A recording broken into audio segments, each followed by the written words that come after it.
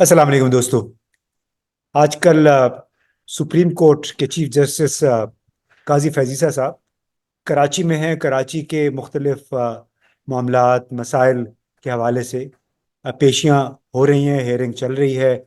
उसमें कराची में street crime और लॉ एंड ऑर्डर की सिचुएशन भी सर फहरिस्त है, और चंद दिनों से काफ़ी तशवीशनाक खबरें आती रही हैं। और ये बताया गया कि human rights commission of Pakistan की रिपोर्ट में भी ये कहा गया कि गुज़िश्ता 2 बरसों के दौरान कोई 250 अफराद सिर्फ ये स्ट्रीट क्राइम्स या इस किस्म की जो वारदातें होती हैं उसकी नज़र हो गए। और इन 2 सालों में कई हज़ार वारदातें हुई हैं। तकरीबन हर शहरी को किसी न किसी मौके पे किसी न किसी वक्त सामना करना पड़ा है उन लोगों का जिनको हम स्ट्रीट क्रिमिनल्स कहते हैं। इस हवाले से हमने सोचा कि हम गुफ्तगू करें। आज हमने दावत दी है मज़हर अब्बास साहब को। आपका जाना पहचाना चेहरा है, आप इनको काफ़ी सारे टीवी चैनल्स पे तकरीबन रोज़ाना ही देखते हैं, और चूंकि ये कराची की सड़कों में घूमते भी बहुत हैं, तो हमने सोचा कि मज़हर साहब से इस हवाले से दो बदो गुफ्तगू कर लें। तो मज़हर, अस्सलाम वालेकुम। जी वालेकुम अस्सलाम खैरियत। तो जनाब, आपके शहर में आजकल सुप्रीम कोर्ट में हेयरिंग भी चल रही है। मैं ये सोच रहा था कि अ, कराची में 1979-90 से रेंजर्स भी मौजूद हैं, पुलिस की भी बहुत बड़ी नफरी है, लेकिन उसके बावजूद इस शहर के शहरी महफूज नहीं है। क्या है इसकी बुनियादी वजह? शुक्रिया इम्तियाज। देखिए, अभी जो सुप्रीम कोर्ट की हेयरिंग चल रही है उसका ज़्यादातर ताल्लुक तो बहुत से ऐसे मुकदमात से है जो दो दो ढाई ढाई तीन तीन साल से जो है उसके बाद इनकी हेयरिंग हुई हैं, और जिसपे ज़ाहिर चीफ जस्टिस ने काफ़ी बरहमी का भी इजहार किया। उसमें गैर कानूनी मतलब तजावुज़ात तो वैसे ही गैर कानूनी लफ्ज़ होता है, और बहुत सी बिल्डिंग्स के हवाले से, क्योंकि ये भी कराची का एक बहुत बड़ा इशू है, इलीगल हाई राइज बिल्डिंग्स और ये। लेकिन बेसिक जिसका जो सवाल है तुम्हारा, उसमें आप ये समझ लें कि जस्टिस इफ्तिखार मोहम्मद चौधरी से लेके जो भी चीफ जस्टिस आए, उसने उन्होंने जब भी कराची में हेयरिंग की, जाहिर है बहुत रेगुलर हेयरिंग्स तो नहीं होती कराची में, लेकिन जो कराची रजिस्ट्री है उसमें जब भी हुई, तो माजी में हमने देखा कि इफ्तिखार चौधरी साहब बहुत रेगुलर वो करते थे। और उस वक्त एक बहुत ही बड़ा केस था जो उन्होंने स्लो मोटो लिया था, लेकिन वो काफ़ी अरसे चला और उसका नाम फिर पड़ गया कराची बदअमनी केस। अच्छा।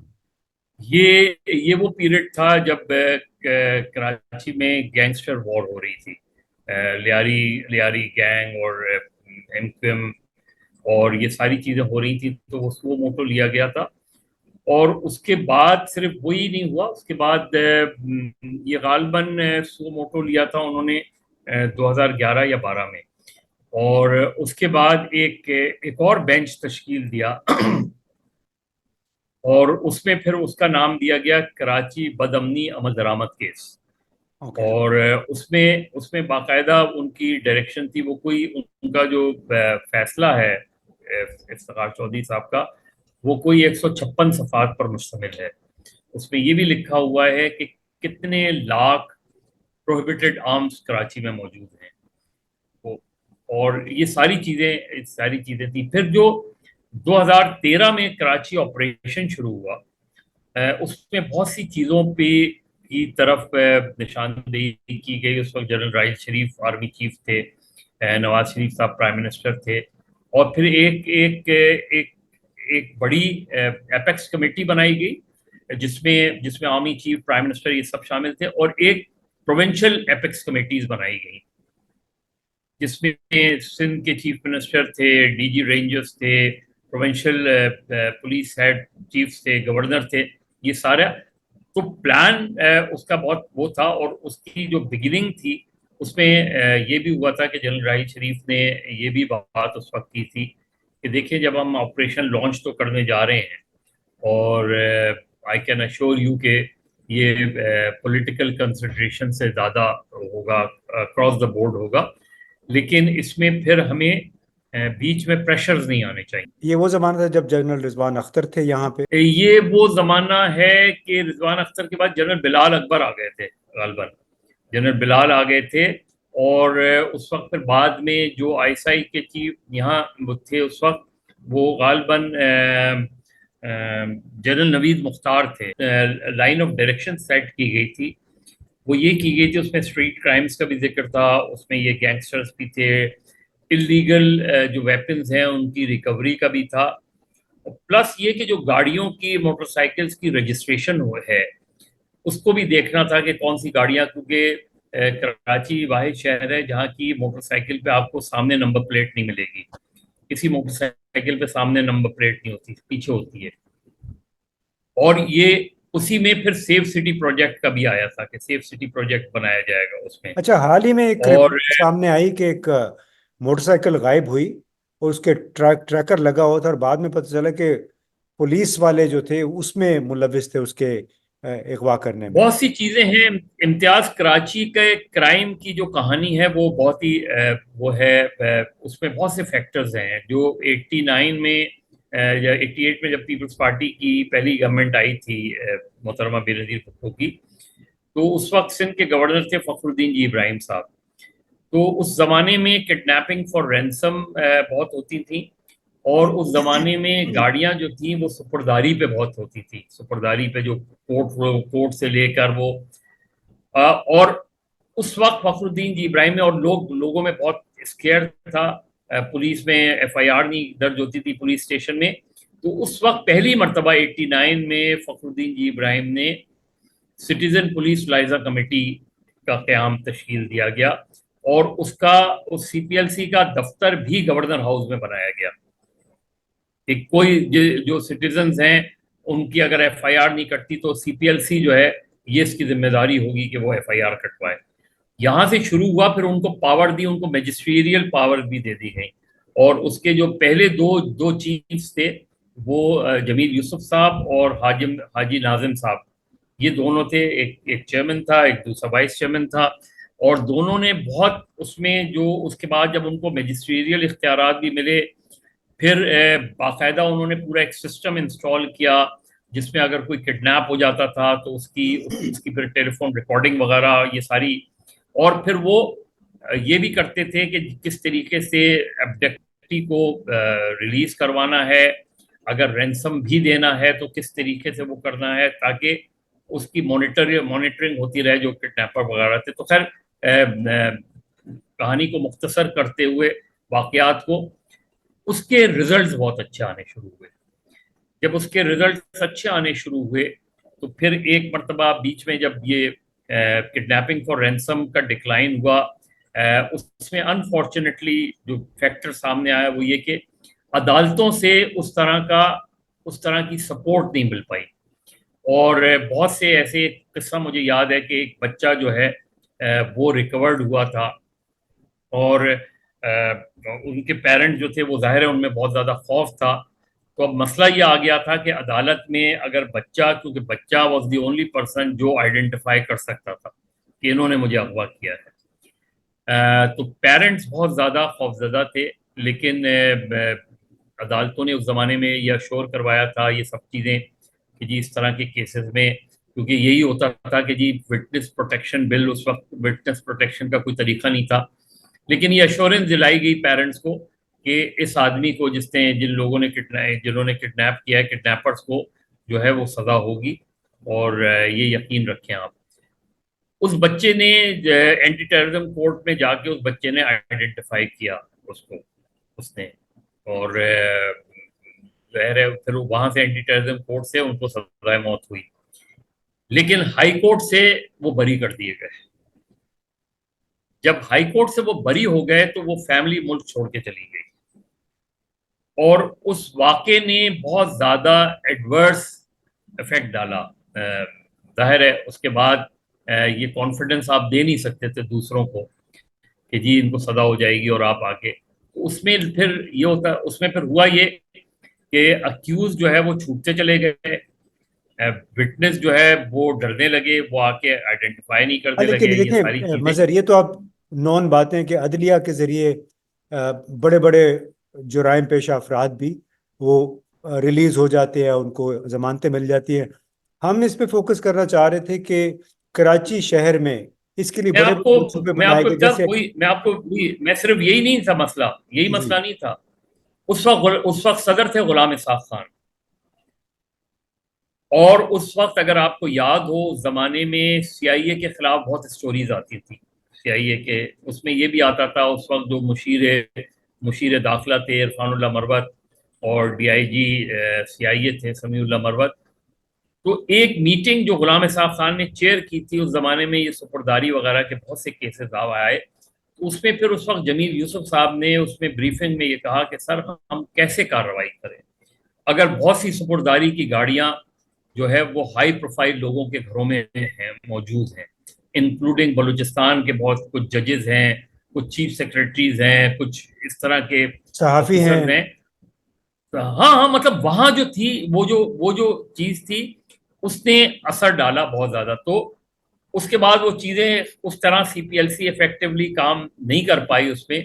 تو جب اس زمانے میں جرائم پھر بڑھنے شروع، اس کے بعد جرائم پھر بڑھنے شروع ہو گئے، پھر یہ پولیٹیکل فیکٹر آ گیا، تو اس کے بعد نظر یہ آیا کہ جرم کا، سیاست کا، قانون کا اور پولیس کا یہ ایک نیکسس بن گیا.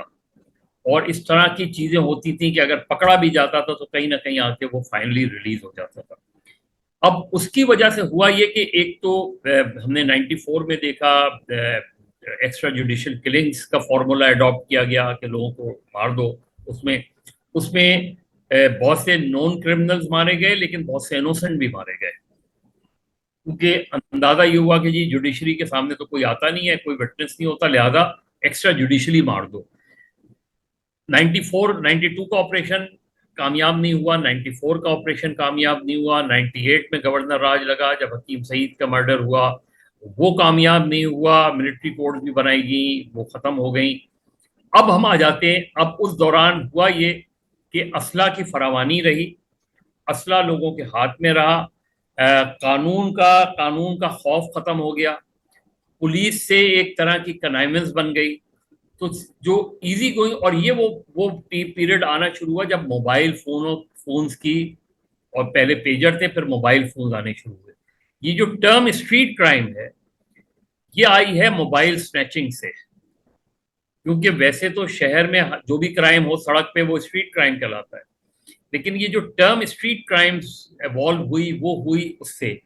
اور اس کا جو اسٹڈی کی گئی وہ اسٹڈی یہی کی گئی، اور اس وقت بھی یہ بات ہوئی تھی کہ بھائی موبائل کمپنیز کچھ اس طرح کا میکینزم تیار کریں کہ اگر کسی کا موبائل چھن جائے تو وہ موبائل ناکارہ ہو جائے جیسی رپورٹ ہو.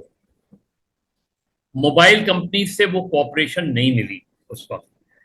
یہ چیزیں بڑھتی چلی گئیں اور اس حد تک بڑھ گئیں کہ جو اوکیجنز ہوتے تھے جیسے رمضان کا مہینہ ہے یا شادیوں کا پیریڈ ہے، ان پیریڈ میں یہ زیادہ ہوتا تھا. تو جب 2013 میں یہ ساری باتیں سامنے آئیں تو پھر یہ ایوالو کیا گیا کہ جی اس پہ دو چیزیں ہیں. ایک تو ڈی ویپنائزیشن بہت ضروری ہے شہر کی، جتنے بھی پروہیبٹڈ ویپنز ہیں ان کے لائسنس کینسل کیے جائیں، اس کو ویریفائی کیا جائے، وہ ویریفیکیشن لانچ کی جائے. جتنا ایکسائز اینڈ ٹیکسیشن ڈپارٹمنٹ ہے اس کی مانیٹرنگ کی جائے. اس کے اندر بہت گڑبڑ ہے کیونکہ بہت اس سی میں گاڑیوں یہ ساری کے باتیں نہیں مظہر، یہ ساری باتیں بہت ساری ہیں. ڈی ویپنائزیشن ایک بہت ہی متنازع ایشو ہے، اس لیے کہ ایک ایسے معاشرے میں جہاں پہ ہر جگہ پہ آپ کو بندوق مل سکتی ہے، اکثر لوگوں نے بغیر لائسنس کے ہتھیار رکھے ہوئے ہیں. جنہوں نے وارداتیں کرنی ہوتی ہیں وہ لائسنس حاصل نہیں کرتے ہیں. ہم اس پہ فوکس کرنا چاہ رہے تھے کہ اس تمام تو صورتحال میں وہ فورس جس کو یہاں لایا گیا حالات بہتر کرنے کے لیے، رینجرز، اس نے کیا کردار ادا کیا؟ کیا وہ بھی اس گٹھ جوڑ کا حصہ بن گئی جس کا آپ نے ذکر کیا کہ پولیس، اچھا سیاستدان، جرائم پیشہ گروہوں کا گٹھ جوڑ بن گیا؟ ہاں، تم نے صرف لائسنس کی بات کی. جب وہ کیمپین چلی تھی تو اس میں 2 دن کے اندر 6 لاکھ گاڑیاں تھیں جن کے ڈرائیورز کے پاس لائسنس نہیں تھے. 6 لاکھ اس میں. اس کے بعد یہ کہا گیا کہ لائسنس کریں. 2 دن کے بعد اتنا ڈپٹی اور کنسرن ڈپارٹمنٹ پہ اتنا رش ہوا کہ انہوں نے ابینڈن کر دیا. یہ جو رینجرز فنومینا ہے یہ آیا تھا جب پیپلز پارٹی کی اسٹوڈنٹ ونگ، پیپلز اسٹوڈنٹ فیڈریشن اور ایم کیو ایم کے student wing A P M S O میں ٹینشن 88 آنورڈ شروع ہوئی اس میں. اور اس میں پھر دو واقعات ایسے ہیں کہ جس کی بعد رینجرز کو ڈپلوائے کیا گیا. ایک واقعہ تو ایسا تھا کہ اے پی ایم ایس او اور پی ایس ایف کے لڑکوں نے ایک دوسرے کے جو طالب علم ہیں ان کو کڈنیپ کر لیا تھا, اور سچویشن اس حد تک خراب ہو گئی تھی اور فیملی کا اس حد تک پریشر تھا کہ پھر آرمی سے ریکویسٹ کی گئی کہ وہ اس کو ریزالو کریں. اور اس وقت کے جو کور کمانڈر تھے انہوں نے, اور مغویوں کا جو تبادلہ ہوا تھا وہ آئی ایس پی آر کے دفتر میں ہوا تھا. اچھا. اور اس کو اس وقت کے آئی ایس پی آر کے بریگیڈیئر سولت رضا نے لکھا ہے اپنی کتاب میں. اگر آپ ان کی کتاب پڑھیں تو اس میں وہ پورا واقعہ لکھا ہے کہ میں حیران تھا کہ جس طریقے سے ڈرل کیے گئے تھے لڑکے. اور انہوں نے لکھا کہ ان کو پھر ہم نے صبح کا ناشتہ کروایا تو جو پیپلز پارٹی کے لڑکے لیڈر تھے وہ اپنے لڑکوں کو لے گئے جناح ہاسپٹل, اور جو ایم کیو ایم کے لوگ تھے وہ اپنے لڑکوں کو لے گئے عباسی شہید ہاسپٹل. اس شہر میں دونوں پارٹیوں کے لوگوں نے ایک دوسرے کو تشدد کا نشانہ بنایا. جی, تشدد کا نشانہ بنایا. اور پھر ہاسپٹل ڈیوائیڈ ہو گئے تھے اس زمانے میں کہ جناح اور سول ہاسپٹل جو تھے یہاں پیپلز پارٹی کے لڑکوں کے ٹریٹمنٹ ہوتے تھے, اور عباسی میں جو ہے وہ ایم کیو ایم کے لڑکوں کے. اسی میں ایک واقعہ ہوا تھا 89 میں جس میں پی ایس ایف کے 3 لڑکوں کو کراچی یونیورسٹی میں دیوار سے لگا کر جو ہے وہ مار دیا گیا تھا. وہ اس وقت کا سب سے بڑا اس لحاظ سے واقعہ تھا کہ یونیورسٹی کے اندر اس طرح کا واقعہ پہلے کبھی نہیں ہوا تھا. اس کے بعد پھر گورنمنٹ نے فیصلہ کیا کہ رینجرز کو بلایا جائے. تو 1989 میں رینجرز واز کالڈ, اور اس وقت غالباً 147 سیکشن کے تحت بلائی گئی تھی رینجرز کہ for maintaining of law and order. اس میں اس کے بعد وہ رینجرز کے پھر جب 94 وغیرہ کا وہ ہوا تو اس میں بھی 94 میں جب یہ ایکسٹرا جوڈیشلز کا مسئلہ ہوا تھا تو کیونکہ اس سے پہلے جنرل وحید کاکڑ جو آرمی چیف تھے انہوں نے یہ فیصلہ کر لیا تھا کہ آرمی کو وڈرا کر رہے ہیں. تو آرمی کا وڈرال ہوا, پولیس اور پیراملٹری کا وہ ہوا کہ پولیس اور پیراملٹری کے ذریعے آپریشن ہوں گے, لیکن رینجرز کو اس وقت اتنے زیادہ اختیارات نہیں دیے گئے. پولیس کے پاس زیادہ اختیار تھے. پھر یہ فیصلہ ہوا اسی طرح جس کا میں نے ذکر کیا کہ ایکسٹرا جوڈیشل کلنگز کا. اس میں چونکہ معاملہ سارا پولیٹیسائز ہوتا چلا گیا تو جو اسٹریٹ کرائمز والا جو عنصر ہے وہ کہیں بیک گراؤنڈ میں چلا گیا. اسٹریٹ کرائمز ہوتے رہے.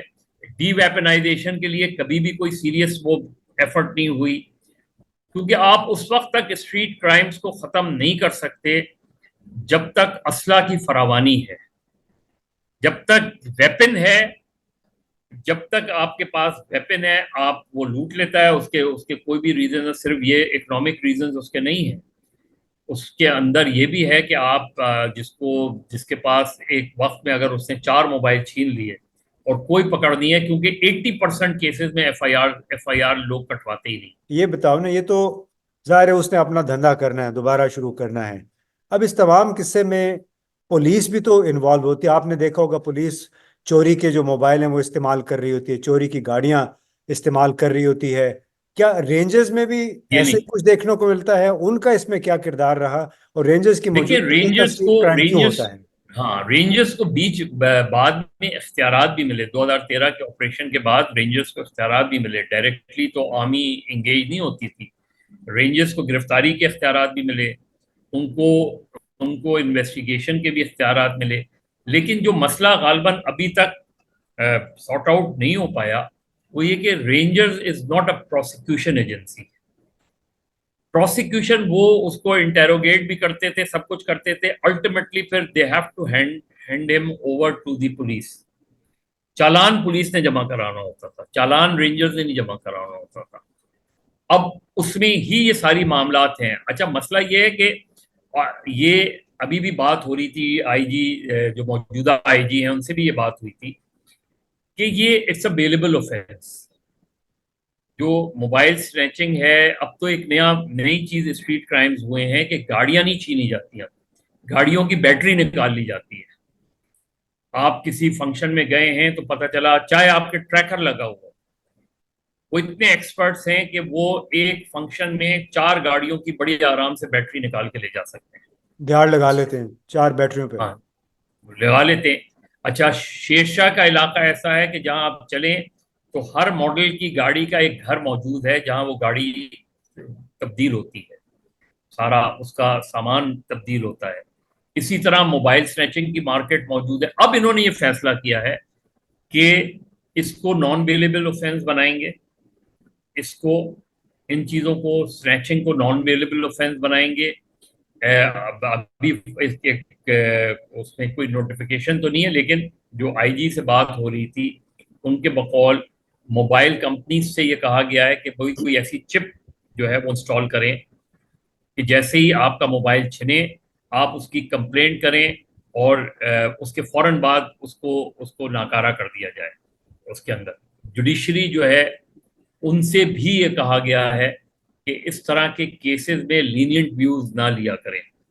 اس طرح کے کیسز میں یہ بھی وہ ریکویسٹ کی جا رہی ہے کہ جی اس طرح کے جو کیسز ہیں, کسی کرمنل کا کوئی ون ٹائم موبائل سنیچر ہے وہ ایک چلے الگ بات ہے, لیکن اس کا کرمنل ریکارڈ دیکھا جائے. جو آدمی پکڑا جاتا ہے جس کو پولیس پریزنٹ کر رہی ہے, پولیس پر یہ لازم ہے کہ اس کا کرمنل ریکارڈ لائے. اگر اس نے 30 مرتبہ یہ واردات کی ہے تو اس کے حوالے سے اس کو کوئی لینینٹ ویو نہ لیا جائے عدالت میں اس طرح کا. یہ سارے تو انہوں نے ہر شہر میں منصوبے بھی بنائے ہوئے ہیں. اس کے باوجود اسلام آباد میں بھی جرائم اس طرح بڑھے ہیں, لاہور میں بھی, بلکہ پہلے سے بڑھ گئے ہیں.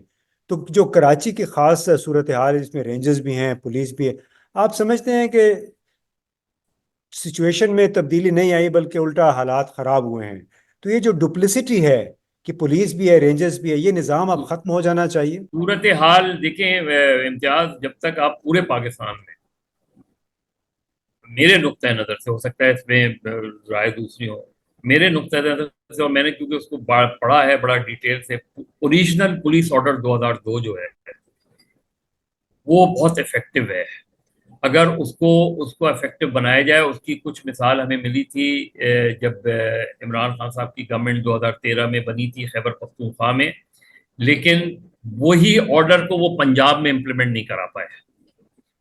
اور پنجاب میں جب انہوں نے امپلیمنٹ کرانے کی کوشش کی تو وہاں کے جو ان کے الائز تھے پی ایم ایل کیو کے, انہوں نے اس کی مخالفت کر دی, خود ان کی پارٹی کے لوگ. اور یہ عمران خان صاحب نے خود مجھے بتایا تھا کہ ان کی اپنی پارٹی کے لوگوں نے اس کی مخالفت کر دی تھی. لیکن جو اس کا اوریجنل ڈرافٹ اگر آپ دیکھیں, اس میں سیفٹی میجرز بہت ہیں. اس میں پولیس کا میرٹ پہ recruitment, police postings, public safety commission سب سے امپورٹنٹ. پبلک سیفٹی کمیشن کا کانسیپٹ تھا, اس میں وہ یہی تھا کہ نوٹیبل سٹیزنز کو انوالو کیا جائے جب پولیس کی ریکروٹمنٹ ہو, جو یا پولیس کے خلاف کوئی کمپلینٹس ہو اس کے اندر. تو وہ میرا خیال ہے اگر آپ پولیس آرڈر 2002 کا اوریجنل فارم اس میں کریں, کیونکہ دیکھیں رینجرز ہو یا فوج ہو, یہ ٹیمپرری سولوشنز ہوتے ہیں, یہ پرماننٹ سولوشنز نہیں ہوتے. پرماننٹ سولوشن آپ کی اربوں روپے آپ رینجرز کو دیتے ہیں. یہاں کی بہت سی کی جو ایسٹس ہیں ان کو آپ نے رینجرز کے حوالے کیا ہوا ہے. وہ ساری چیزیں وہ ہیں, لیکن اگر ان کا پولیس رول بن نہیں سکتا. سیدھی سی بات یہ کہ ان کا پولیس رول الٹیمیٹلی آپ نے پولیس سے ہی کام لینا ہے, اور پولیس کو ڈی پولیٹیسائز کرنا بہت ضروری ہے. ایسے کیسز ہوئے ہیں کراچی میں کہ پولیس کڈنیپنگ فار رینسم میں انوالو رہی ہے, انگیج رہی ہے, یعنی ایسے پولیس والوں کو پکڑا گیا ہے جو کڈنیپنگ فار رینسم میں انوالو رہے ہیں. لیاری گینگ کا سارا فلسفہ یہی ہے کہ لیاری گینگ اس لیاری کے علاقوں کے 4-5 تھانوں کی دریافت ہے اس میں. تو پولیس, ایک تو کانفیڈنس لوگوں کا نہیں ہے پولیس پر, پولیس انوالوڈ ہے چیزوں کے اندر. ابھی بھی آج یہ خبر پڑھ رہا تھا, اس کی اب تک میں دیکھ رہا تھا کوئی تردید نہیں آئی, کہ جو کچے کے علاقوں میں جرائم پیشہ پولیس والے تھے ان کو کراچی ان کی ڈیوٹی لگا دی گئی. آئی ڈونٹ نو کہ یہ بات کس حد تک تصدیق شدہ ہے یا نہیں ہے, لیکن پولیس میں بے شمار پولیٹیسائزیشن بھی ہوئی ہے, کرمنلائزیشن بھی ہوئی ہے. بالکل آپ نے صحیح کہا. اس میں بنیادی طور پہ جب تک یہ سیاسی اثرات ختم نہیں ہوں گے, پولیس کو جدید خطوط پہ استوار نہیں کیا جائے گا، یہ سیاسی سرپرستی جو ان کو حاصل ہوتی ہے یہ ختم نہیں ہوگی، تو وہ پولیس آرڈر والی بات ہے کہ اس کو جدید خطوط پہ ہمیں استوار کرنا ہوگا، اس کے بغیر بہت مشکل ہوگا۔ آبادی کے بڑھنے کے ساتھ ساتھ اسٹریٹ کرائمز میں یوں ہی اضافہ ہوتا رہے گا۔ بہت بہت شکریہ مظہر۔